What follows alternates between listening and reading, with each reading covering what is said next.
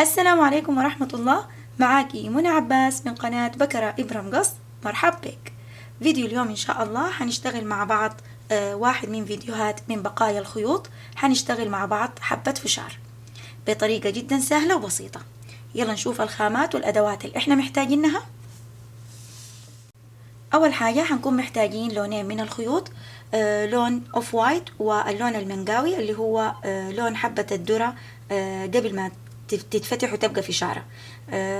الخيوط اللي أنا مستخدماها هنا هي يارن آرت آيديل. إذا ما عندك نوع الخيط ده استخدمي أي خيط يكون لونه أوف وايت، السماكة بتاعته زي الديفا لكن بدون لمعة، لأنه حبة الفشار بيكون لونه مطفي بدون أي لمعة. هستخدم مع الخيوط بتاعتي إبرة مقاس 1.25 ملي، وهكون محتاجة المقص وإبرة التنظيف وعلامة للغرز وكمية بسيطة من القطن. يلا بسم الله نبدأ. أول حاجة هعمل حلقة سحرية،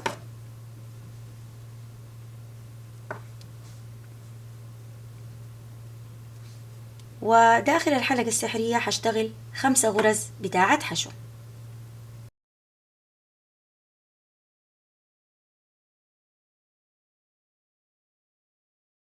بعد كده أسحب الخيط وأقفل الحلقة بتاعتك على الآخر. الدور الثاني هنعمل تزايدات في كل الغرز، بمعنى هتدخلي في كل غرزة وهتشتغلي غرزتين حشو لنهاية الدور. بنهاية الدور الثاني مفروض يكون عندك 10 غرز بتاعت حشو. الدور الثالث هنشتغل غرزة حشو، في اللي بعدها هنعمل تزايد، وهترجعي تكرري نفس النمط ده لنهاية الدور. بنهاية الدور الثالث مفروض يكون عندك 15 غرزة بتاعت حشو. الدور الرابع عبارة عن دور ثبات، بمعنى غرزة حشو واحدة فوق كل غرزة بتقابلك لنهاية الدور. بنهاية الدور مفروض يكون عندك 15 غرزة بتاعت حشو. الدور الخامس هنشتغل غرزة حشو وبعدها هنعمل تناقص، وهترجعي تكرري نفس النمط ده لنهاية الدور. بنهاية الدور مفروض يكون عندك 10 غرز بتاعت حشو. الدور السادس هنشتغل 4 تناقص،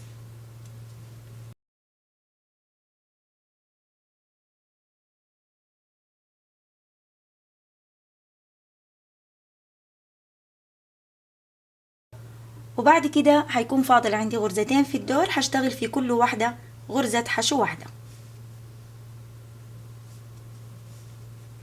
وهينتهي معايا الدور السادس ب6 غرز.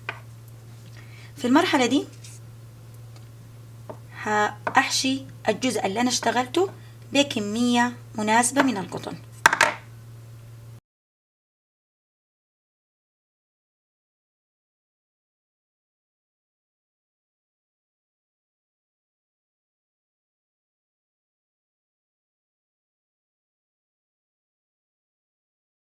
هنا بعد ما حشيت الجزء اللي أنا اشتغلته بكمية مناسبة من القطن، كده بيكون جسم الفشارة بيكون انتهى عندي. فاضل ان انا اعمل الجزء اللي فوق، الحتت اللي بتكون طايرة. الغرزة اللي عليها الدور هدخل فيها وهعمل 5 عمود بلفة.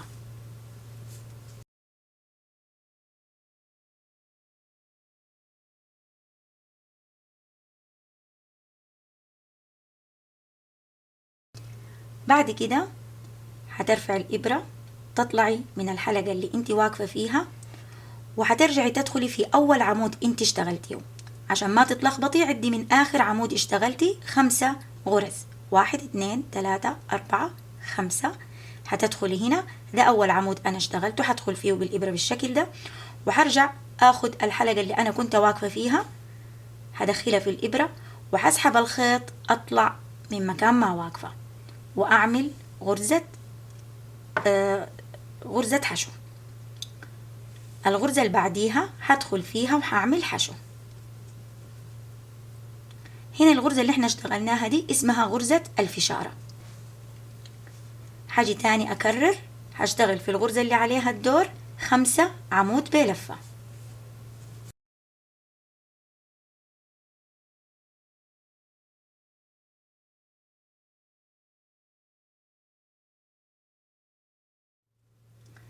بعد كده هرفع الخيط، أسحب الإبرة بتاعتي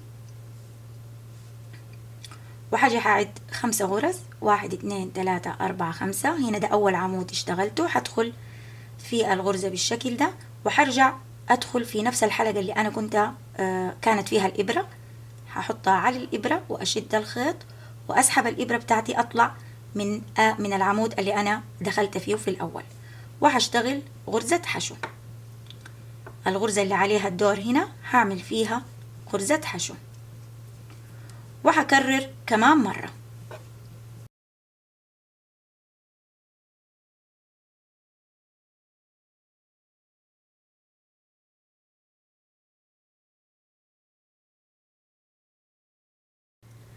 بعد ما تشتغلي الغرزة الثالثة بتاعة الفشارة، آخر غرزة في الدور هنا هشتغل فيها، يعني بالعادة كنا بنشتغل غرزة فشارة وغرزة حشو، آخر واحدة ما هنشتغلها حشو، هنشتغل فيها غرزة منزلقة.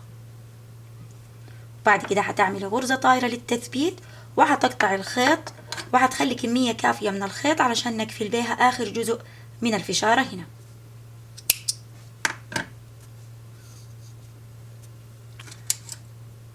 بإبرة التنظيف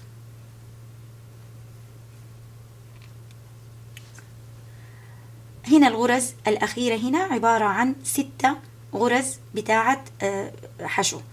هندخل في كل غرزة منهم هناخد اللوب الأمامي بس من الغرزة.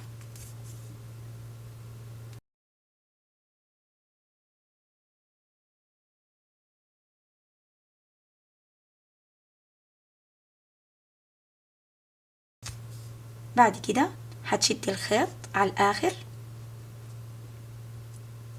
هتنقفل معاكي حبة الفشارة بالشكل ده. ادخلي واطلعي بالخيط كم مرة عشان تختمي الشغل بتاعك وتثبتي الخيط.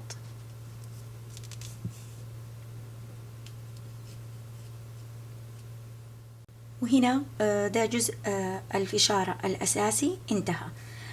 طبعا حبة الفشار الذرة بمجرد ما تنفجع تديك اللون الأبيض، بيكون باقي من حبة الذرة لون بسيط على حبة الفشار في المنطقة دي، فباللون المنقاوي هنجي هتاخدي كمية بسيطة جدا من الخيط وهندخل من أي حتة في الفشارة بالشكل ده،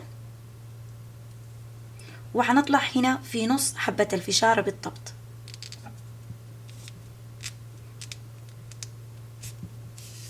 ما تسحب الخيط للآخر، خلي منه جزء عشان هنعقده في الآخر ونثبت بيه الشغل. مطرح ما انت طلعتي هنجي نشتغل عقدة فرنسية. هتنزلي امسكي حبة الفشار بالشكل ده، حطي الخيط على صباعك بالشكل ده، هننزل هنجي من فوق وننزل من تحت الخيط، هنلف لفة 2 3 4. اوكي. بعد كده من مكان ما دخلتي، من مكان عفوا ما طلعتي هنا، هتجي راجعة تاني بالإبرة وأطلعي هنا من محل ما دخلتي. لازم هنا تطلعي من نفس الفتحة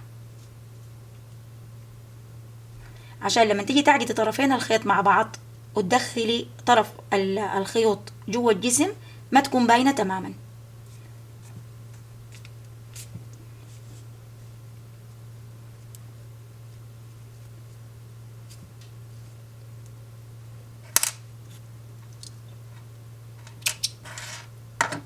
تسحبي الخيط ده وده بالشكل ده، هتسحبي الخيطين هتلاقي تكونت عندك عقدة فرنسية في حبة الفشار بالشكل ده.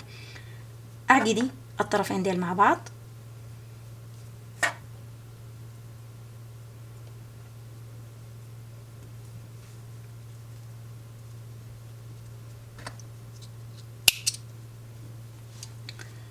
والجزء اللي هنا الباقي ده ارجعي دخليه من نفس الفتحة اللي طالعة منها الخيوط. عشان كده بقول لك لازم الخيطين يطلعوا من نفس المكان، علشان لما تجي تدخليهم وتخفيهم جوا الشغل يدخلوا ما يكونوا معقودين من فوق الشغل.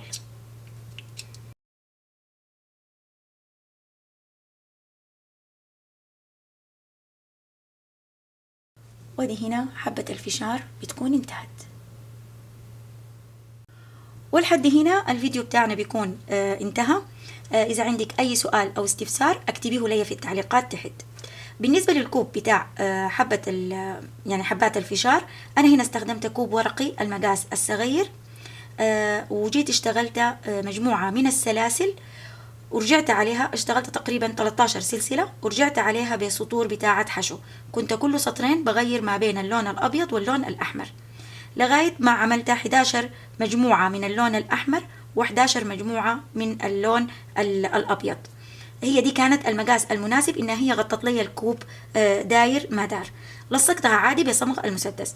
الجزء التحت هنا اشتغلت دائرة بتزايد منتظم، بقيت أزيد في الأدوار لحد ما وصلت لنفس المقاس بتاعة قاعدة الكوباية، ولصقتها برضو بصمغ المسدس، وحصلت في النهاية على الكوب بتاع الفشار زي ما انت شايفة. إذا كنتي أول مرة بتتابعيني، في صندوق الوصف حتلاقي مجموعة من الفيديوهات فيها كل التكنيكس والمهارات اللي احنا بنشتغل بيها، اطلع عليها للفائدة. أتمنى إن أنا أشوف تطبيق للحبات بتاعة الفشار، راسليني بصورة ليها في صفحتي على الفيسبوك أو الإنستغرام. إذا عجبك الفيديو ما تنسي تدعميني بشير ولايك وسبسكرايب، ودمتي في أمان الله.